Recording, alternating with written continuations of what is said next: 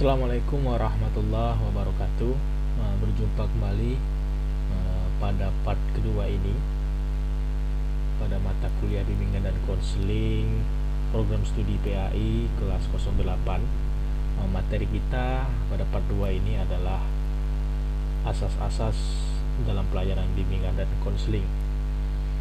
Jadi dalam asas-asas dalam pelayanan bimbingan dan konseling ini ada 12, yaitu adalah asas kerahasiaan, kemudian asas kesukarelaan, asas keterbukaan, asas kekinian, asas kemandirian, asas keaktifan, asas kedinamisan, asas keterpaduan, asas kenormatifan, asas keahlian, asas alih tangan, dan asas tutburi handayani.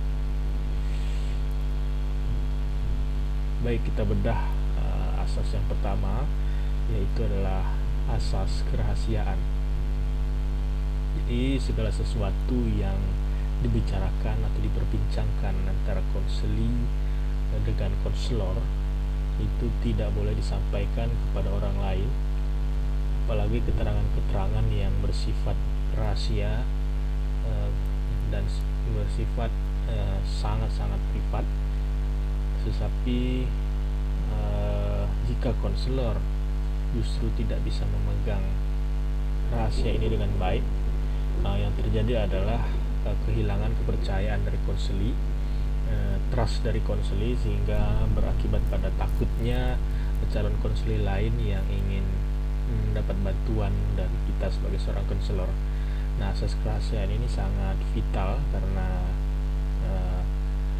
asas kerahasiaan ini menentukan keprofesionalan kita, karena trust kita juga diuji, ya, apakah betul konselor ini dapat dipercaya, karena sifat dari kasus-kasus yang kita tangani itu kemungkinan memiliki rahasia-rahasia yang tidak boleh diketahui orang, ya. Bahkan guru lain atau kepala sekolah pun tidak boleh mengetahui keterangan yang memang tidak layak diketahui oleh orang lain.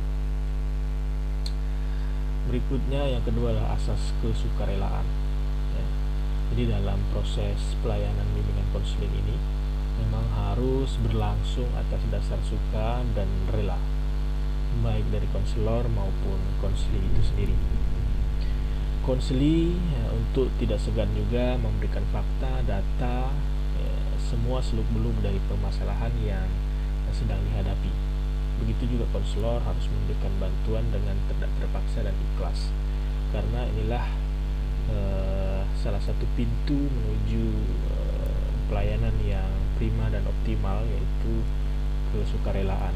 Bila keduanya justru tidak sukarela, bagaimana pelayanan ini akan berjalan dengan baik dan maksimal. Kemudian asas keterbukaan, ya. Jadi dalam proses pelayanan ini memang diperlukan suasana yang terbuka, suasana yang open, ya, suasana yang hangat juga di antara konselor maupun konseli. Jadi keterbukaan ini bukan hanya sekedar menerima saran dan masukan saja, tapi lebih daripada itu, ya. Yang bersangkutan harus bersedia membuka diri demi terpecahnya masalah. Jika salah satu pihak juga tidak terbuka, maka sulit akan terentaskan permasalahan yang sedang dihadapi.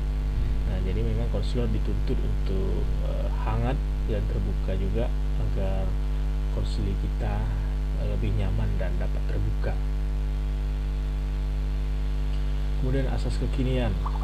Nah, permasalahan individu yang akan ditanggulangi ialah masalah yang sedang dirasakan, bukan masalah yang lampau, apalagi masa depan, ya. Tapi juga hal yang lampau ini atau hal depan ini adalah bagian dari proses penyelesaian masalah. Nah, asas ini juga mengandung pengertian bahwa konselor tidak boleh menunda dalam memberikan bantuan dan harus disegerakan. Jadi yang pertama, bahwa permasalahan ini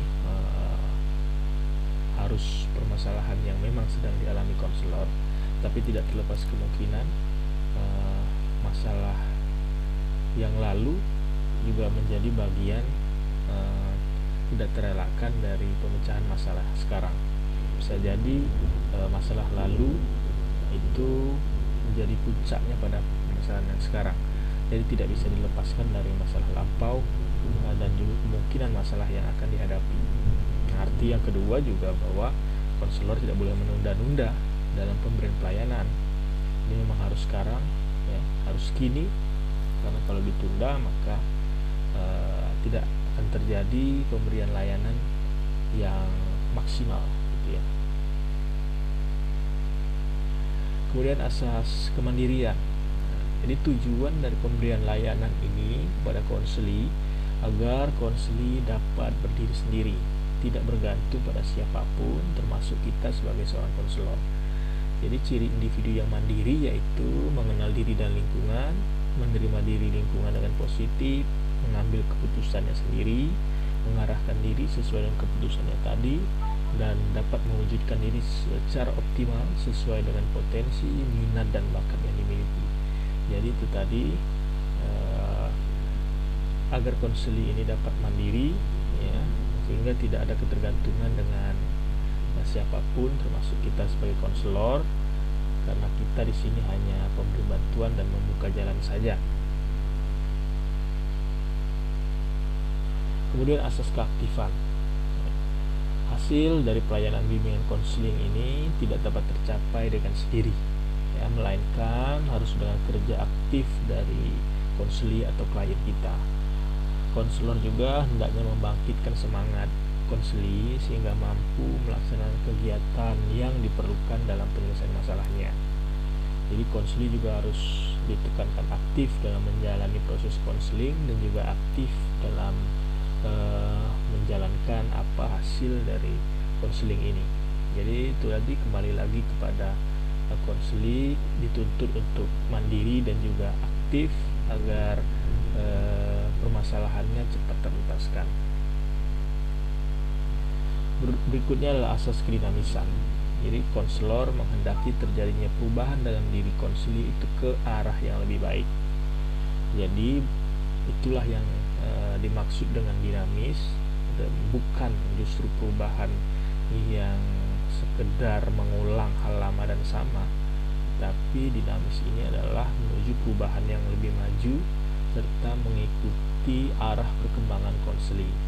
Jadi dituntut konselor ini juga bisa membuat konseli ini dinamis, gitu ya, mengikuti perkembangan arah dari konseli itu.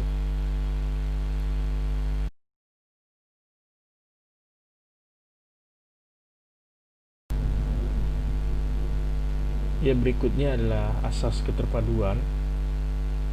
Konselor harus bisa memadukan berbagai aspek kepribadian yang dimiliki oleh konseli, ya. Individu memiliki berbagai aspek kepribadian yang jika tidak berimbang maka itu tadi akan timbul masalah, sehingga konselor harus memiliki wawasan luas mengenai perkembangan konseli dan lingkungan agar dapat dipadu padankan dengan serasi. Jadi tugas konselor juga bagaimana memadu padankan konseli dengan lingkungan agar konseli dapat berjalan dengan norma atau perkembangan yang memang sesuai dan perkembangan yang sesuai dengan usia, seperti itu, ya. Jadi inilah salah satu asas keterpaduan ini.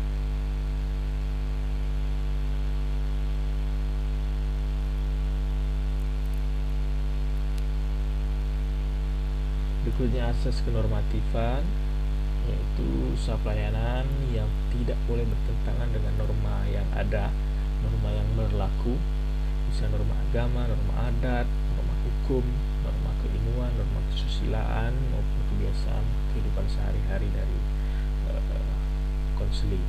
Jadi ini juga usaha pelayanan konseling ini juga harus diperhatikan agar tidak bertentangan dengan norma-norma yang berlaku, karena jika terjadi justru pelayanan akan tidak maksimal dan tidak berjalan dengan baik.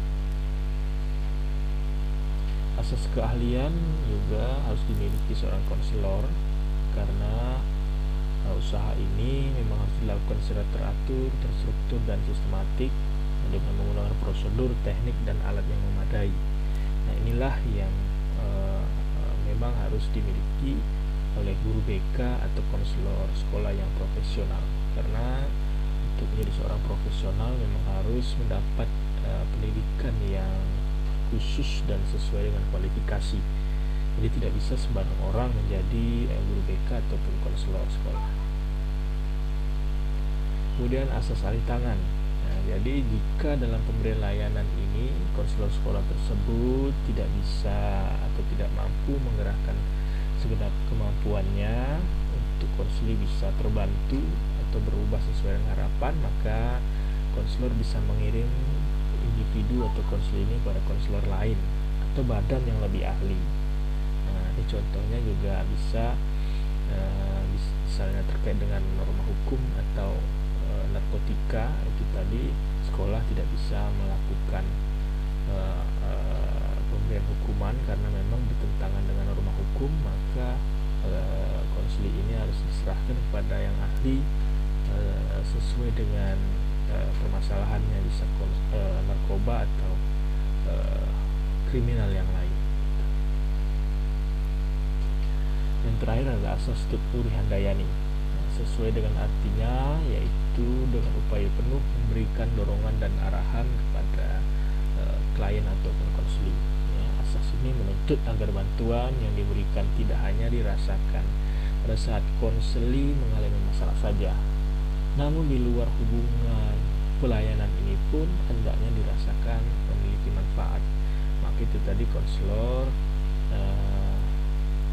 tugasnya bukan hanya pada saat memberikan pelayanan saja, tapi di luar pemberian pelayanan ya, dirasakan juga manfaatnya oleh peserta didik ataupun konseling ya. Jadi tidak terlepas begitu saja, tetapi dampaknya atau impactnya memberikan rasa aman dan nyaman pada konseling kita gitu ya. Oke, terima kasih. Itu tadi asas-asas yang ada dalam pelaksanaan bimbingan dan konseling. Jika ada pertanyaan atau hal yang didiskusikan, aman sangat dipersilakan. Silakan didiskusikan melalui kolom komentar yang ada.